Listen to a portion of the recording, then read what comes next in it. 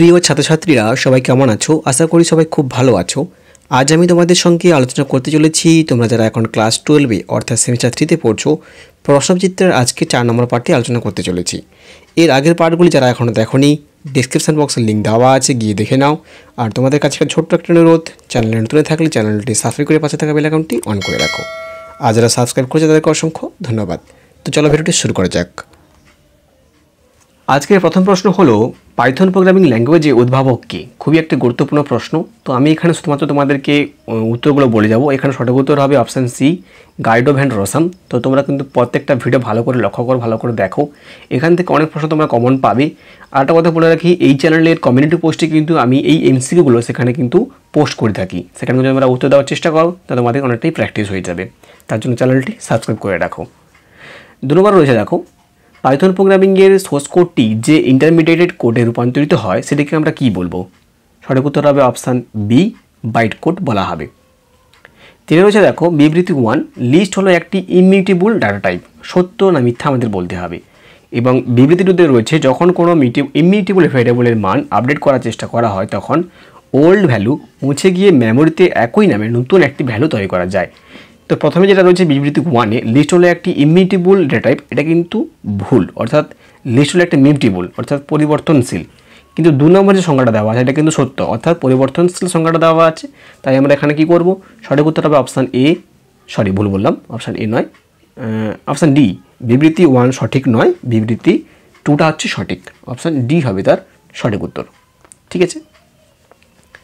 4 রয়েছে, দেখো নিচের পাইথন প্রোগ্রাম কোডগুলির আউটপুট কি হবে? যেমন প্রথমে দেওয়া আছে, দেখো বুল দেওয়া আছে এখানে ফলস, স্ট্রিংয়ের মধ্যে রয়েছে, এবং নিচে দেওয়া আছে বুল, যেখানে জাস্ট এমনি সিনটেক্স দেওয়া আছে। তো নিচের সিনটেক্সটা কী হবে সেটা কিন্তু এখানে সবচেয়ে বড় জানার বিষয়। তো এখানে প্রথমে যেটা দেওয়া আছে যে বুল ফলস, এটা কিন্তু একটা স্ট্রিং, তো এটাকে আমরা সত্য বলবো অর্থাৎ ট্রু বলবো, এবং নিচেটা কিন্তু আমরা ফলস বলবো। অপশান কী হবে? অপশান ডি হবে সঠিক উত্তর। প্রথমেটা আমরা ট্রু বলবো এবং নিচেরটাকে আমরা ফলস বলবো। ঠিক আছে। পরে রয়েছে, দেখো নিচের অপারেটরগুলির মধ্যে কোনটি আগমেন্টেড অ্যাসাইনমেন্ট অপারেটর নয়? তো এখানে সঠিক উত্তর কোনটা হবে? অপশান সি, অর্থাৎ ইকুয়াল গ্রেটার দেন হবে সঠিক উত্তর। এটা কিন্তু আগমেন্টেড অ্যাসাইনমেন্ট অপারেটর নয়। ঠিক আছে, বাকি যেগুলো আছে এগুলো কিন্তু আগমেন্টেড অপারেটরের মধ্যেই পড়ছে। পরে রয়েছে 6-এ, নিচের পাইথন প্রোগ্রাম কোডগুলি আউটপুট কী হবে? একই রকম সেখানে দিয়েছে, দেখো সেই উপরের প্রশ্নটার মতো এখানেও দিয়েছে, যেখানে কি দেওয়া আছে দেখো যে নট 3 গ্রেটার দেন 4, যেটাকে দেওয়া আছে নট, মানে আমরা নাই বলে দেওয়া আছে যে নট 3 গ্রেটার দেন, উল্টোটা আসবে। তো এটাকে আমরা কি বলবো? এটাকে আমরা বলবো ফলস বলবো। ঠিক আছে। আর নিচেটা দেওয়া আছে not a greater then, sorry A and N, তো এটাকে আমরা ট্রু বলবো। অর্থাৎ এখানে সঠিক উত্তর হবে অপশান বি, প্রথমে এটাকে ফলস বলা হবে, নিচেটাকে আমরা ট্রু বলবো। 7 নম্বরে রয়েছে, দেখো স্তম্ভ এ এবং সঙ্গে স্তম্ভ বি মিলিয়ে লিখতে হবে। তো এখানে 2টো স্তম্ভ দেওয়া আছে, তো এরকম স্তম্ভ কিন্তু বেশি পড়ার সম্ভাবনা রয়েছে। তোমাদের এখানে মোট 3টে স্তম্ভ থাকবে, পাইথন থেকে 2টো আর ই কমার্স থেকে 1টা। তো এখানে প্রথম স্তম্ভ দেওয়া আছে, দেখো এখানে প্রথমে দেওয়া আছে প্রিন্ট 3 পাওয়ার 3, তারপরে দেওয়া আছে নট 10 ইকুয়াল 10, তারপরে আছে প্রিন্ট 9 মডিউল 4, এবং 4 দেওয়া আছে প্রিন্ট 7 ফ্লোর ডিভিশন 2। তার প্রথমে হচ্ছে পাওয়ারের মান কী হচ্ছে? অর্থাৎ 3 পাওয়ার 3, যার মান হচ্ছে 27। ঠিক আছে। তারপরে যেটা আছে দেখো 10 ইকুয়াল টু 10, এটাকে আমরা ফলস বলবো। পরে দেওয়া আছে 9 মডিউল 4, মডিউলের কাজ হচ্ছে ভাগশেষ নির্ণয় করা, অর্থাৎ 4 দুনে 8, 1 হবে সঠিক উত্তর, অর্থাৎ এটা হবে এটা। এবং 7 মডিউল 2, সরি 7 ফ্লোর ডিভিশন 2, অর্থাৎ এখানে ভাগ ফল নির্ণয় করা, অর্থাৎ এটা ঠিকই আছে, অর্থাৎ এর মান 3ই হবে। সঠিক উত্তর কোনটা হবে সেটা তোমরা এখান থেকে ভালো করে চুজ করে দেখে নাও। প্রথমেটা বললাম 1-এর সি, তারপরে বললাম 2-এর এ, তারপরে বললাম 3-এর বি এবং 4-এর ডি। সঠিক উত্তর হবে অপশান এ হলো সঠিক উত্তর। 18 হচ্ছে, নিচের পাইথন কোডটির আউটপুট কি হবে? প্রথমে দেওয়া হচ্ছে ভয়েড সেট আপ, তারপরে হচ্ছে ফ্লোট এফ সমান 34.5, এটা ফ্লোটিং নাম্বার বলতে পারি। তারপরে দেওয়া হচ্ছে ইন্ট আই সমান স্ট্যাটিক আন্ডারস্কোর ক্যাস্ট, ইন্ট দেওয়া আছে, অর্থাৎ আমাকে যে উপরে যে ফ্লোটিং পয়েন্ট নাম্বার দেওয়া আছে এই ফ্লোটিংটাকে আমাদেরকে ইন্টে কনভার্ট করতে হবে। ইন্ট মানে ইন্টিজার নাম্বার, যেটাকে আমরা 34 বলবো। ঠিক আছে, সেখানে কিন্তু দশমিক থাকবে না, দশমিক হলে ফ্লোটিং নাম্বার, এবং পূর্ণ সংখ্যা থাকলে শুধুমাত্র সংখ্যাটাই থাকবে। পরে একটা স্তম্ভ দেওয়া আছে, দেখো দেওয়া আছে সি সমান স্কুল, যেটা আছে প্রিন্ট সি, তারপরে দেওয়া আছে সি সমান 5 ডিভাইডেড বাই 0, 3-এ দেওয়া আছে প্রিন্ট এ, তারপরে আছে এ সমান অ্যাপেল, 4-এ দেওয়া আছে যখন প্রোগ্রামে প্রদত্ত ইনস্ট্রাকশন একটি নির্দিষ্ট লক্ষ্যে পৌঁছায় না তখন তাকে আমরা কী ধরনের ভুল বলবো? তো এখানে যে প্রশ্নটা দেওয়া আছে, তো এখানে প্রত্যেকটা কোনটা কী ধরনের ভুল সেটা আমাদেরকে নির্ণয় করতে হবে। ঠিক আছে, তো নির্ণয় করার জন্য আমাদের প্রথমে দেখতে হবে যে প্রথমে এটা কী ভুল। তো প্রথমে হচ্ছে দেখো যে স্কুলটা এখানে আমরা সিনটেক্স এরর বলবো, অর্থাৎ প্রথমে সিনটেক্সটা ভুল রয়েছে, টাইপ এরর, অর্থাৎ লেখাটা ভুল রয়েছে। যেমন এখানে পরপর দুবার দ্বিতীয় বন্ধনী দেওয়া আছে, উপরে স্ট্রিং দেওয়া আছে।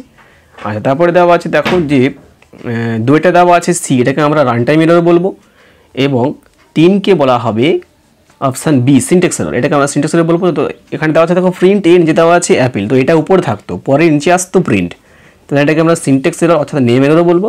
আর শেষে রয়েছে লজিক্যাল এরর, যখন কোনো প্রোগ্রামে প্রদত্ত ইনস্ট্রাকশন একটি নির্দিষ্ট লক্ষ্যে পৌঁছান তখন তাকে আমরা লজিক্যাল এরর বলবো। অপশান বি হবে তার সঠিক উত্তর।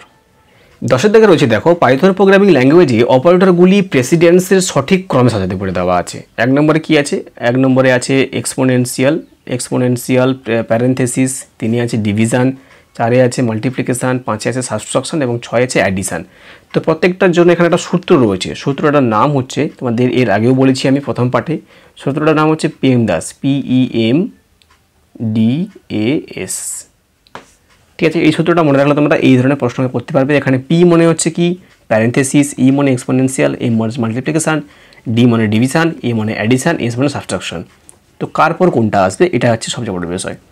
তো এখানে প্রথম যেটা রয়েছে দেখো, প্রথমে হবে 2 নম্বর যেটা হচ্ছে প্যারেন্থেসিস পি, ইতে কী রয়েছে এক্সপোনেনশিয়াল 1, PEM, এম হচ্ছে মাল্টিপ্লিকেশান 4, তারপরে রয়েছে ডি মানে ডিভিশন 3, তারপরে 6 রয়েছে অ্যাডিশন এবং 7 রয়েছে সাবট্রাকশন। অপশান এ হবে তার সঠিক উত্তর। ঠিক আছে, যা বললাম তোমরা এখান থেকে মিলিয়ে দেখে নিতে পারো। সূত্রটা কী বললাম? PEMDAS, PEMDAS, তখন আমরা এই স্ট্রাকচারটা মনে রাখার চেষ্টা করব। 11তে রয়েছে বিবৃতি 1-এ কোনো মডিউলের অন্তর্গত কোনো ফাংশন ব্যবহারের জন্য প্রথমে মডিউলটিকে ইম্পোর্ট করতে হয়। আর 2 নম্বরে রয়েছে কোনো মডিউলে কোনো ফাংশনকে প্রোগ্রামের মধ্যে যে কোনো জায়গায় ব্যবহারের উদ্দেশ্যে ইম্পোর্ট স্টেটমেন্টটি লেখা হয়। তো এটাকে আমরা কি বলবো? তো এখানে কিন্তু দুটোই সত্য রয়েছে এবং দুটো যেহেতু ইম্পোর্ট মডিউল থেকে এসেছে তাই এটাকে আমরা সঠিক ব্যাখ্যা বলবো, অর্থাৎ অপশান এ হবে সঠিক উত্তর। পরে 12তে রয়েছে দেখো একটা এখানে কোড দেওয়া আছে, তাহলে এই কোড থেকে আমাদের মান বের করতে হবে কি লেখা আছে কি যে if A greater than B, পরে দেওয়া আছে if B greater than C, অর্থাৎ এই বি থেকে এ বড়ো আবার সি থেকে বি বড়ো, তাহলে বি এর মিডিলে রয়েছে, অর্থাৎ বিকে আমরা কিন্তু গ্রেটার দেন ইকুয়াল টু করতে পারি বা লেস দেন ইকুয়াল করতে পারি।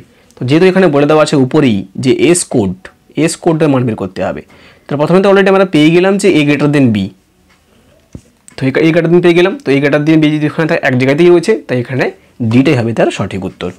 ঠিক আছে, পরে হচ্ছে দেখো একটা ব্লক দেওয়া আছে বডি অফ দ্য লুপ, তারপরে দেওয়া আছে কন্ডিশন, ফলস চলে এসছে ট্রু, তারপরে স্টার দেওয়া আছে, আমাদের মার্কিং করতে হবে যে এই জায়গাটা আমাদের কী বসবে। পরে দেওয়া আছে লুপ টার্মিনেশন, তো লুপ টার্মিনেশনের জন্য কী ব্যবহার করা হয়? ব্রেক স্টেটমেন্ট আমরা ব্যবহার করি। লুপের জন্য আমরা কী ব্যবহার করব? ব্রেক স্টেটমেন্ট আমরা ব্যবহার করব। ঠিক আছে, 14 রয়েছে দেখো হোয়াইল এবং ডু হোয়াইল লুপের ক্ষেত্রে দুটির ক্ষেত্রে নিচের স্টেটমেন্টগুলির মধ্যে কোনটি সত্য নয়?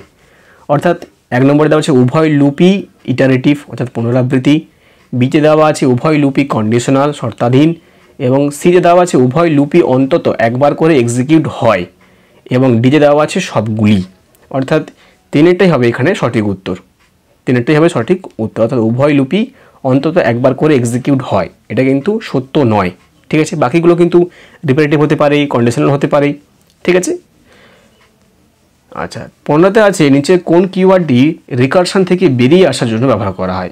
রিকারশন থেকে বেরিয়ে আসার জন্য একটাই কিওয়ার্ড ব্যবহার করা, সেটা হচ্ছে রিটার্ন আমরা ব্যবহার করব। রিকারশন থেকে বেরিয়ে আসতে আমাদের রিটার্ন কিওয়ার্ডটি ব্যবহার করে থাকি। 16 নম্বরে রয়েছে দেখো নিচের পাইথন প্রোগ্রামটির আউটপুট কী হবে? দেওয়া আছে x সমান রেঞ্জ 3, 10, 2, তারপরে দেওয়া আছে ফর এন ইন এক্স, তারপরে হচ্ছে প্রিন্ট এন। তো এখানে এটা ইন্ডেক্স থেকে এসছে, যখন এরকম রেঞ্জ থাকবে ব্যাকেটে 3, 10, 2 থাকবে তখন আমরা ইন্ডেক্স বলবো। আর এই ইন্ডেক্সের মধ্যে প্রথমটাকে বলা হয় স্টার্ট, তারপরটাকে বলা হবে স্টপ, তারপরটাকে বলা হবে স্টেপ, এটা মনে রাখবে, স্টার্ট স্টপ স্টেপ। ঠিক আছে, এবার এর মধ্যে যখন স্টেপ ভ্যালু থাকবে না তখন কিন্তু একটা স্টেপ আমরা কম নিয়ে থাকি। তো এখানে বলে দেওয়া আছে কি দেখো যে 3টে পরপর মান দেওয়া আছে, তো 3 থেকে 10-এর মধ্যে আমাদের নিতে হবে এবং প্রত্যেকটা স্টেপ 2 করে থাকবে, অর্থাৎ 3 আমাদের এখানে কম্পালসারি থাকলো। এরপর 3-এর পরে 5, 7, 9, তো এখানে সঠিক উত্তর হবে অপশান এ। ঠিক আছে, পরে রয়েছে আরেকটা স্তম্ভ দেওয়া আছে, এখানে মোট 3টে স্তম্ভ দেওয়া আছে দেখলাম পাইথন থেকে। স্তম্ভ এ সঙ্গে স্তম্ভ বি মিলে দেখতে হবে। তো স্তম্ভ এতে দেওয়া আছে ক্যাপিটালাইজ, 2 আছে স্পেস, 3 আছে স্ট্রিপ এবং 4 আছে আপার। তো কোনটার কি কাজ সেটা আমাদের দেখতে হবে।